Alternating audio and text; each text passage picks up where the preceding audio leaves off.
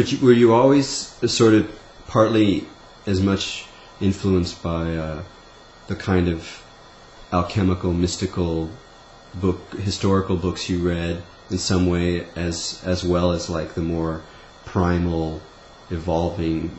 Well, I was raised by Catholic rationalists, so it's hard to square that. In other words, you would run around spending part of your time trying to understand the nature of guardian angels, and the rest of the time grappling with fairly rational concepts. I mean, my family's basic orientation was mining, and not science in the sense of degreed science, but my father was an electrician, my uncles ran radio and television repair shops, and my father flew, navigated, did radio.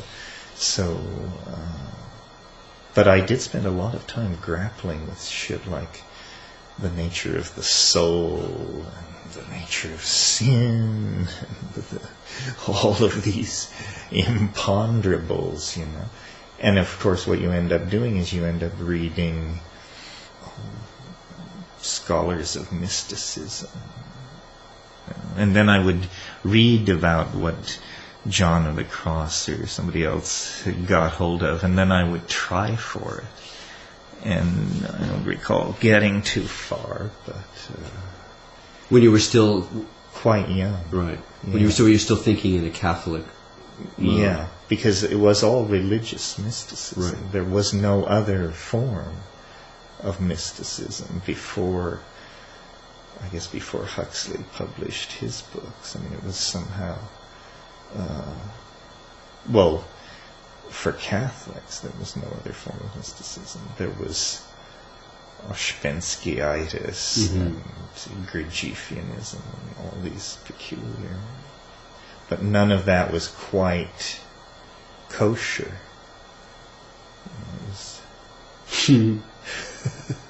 Did you have a break with Catholicism, or did it just mutate into all of your... It sort of mutated.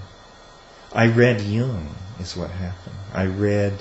I first read Psychology and Alchemy, and that led me on to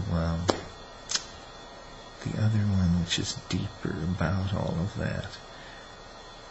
It's something about the nature of the Christos and alchemy, and then I saw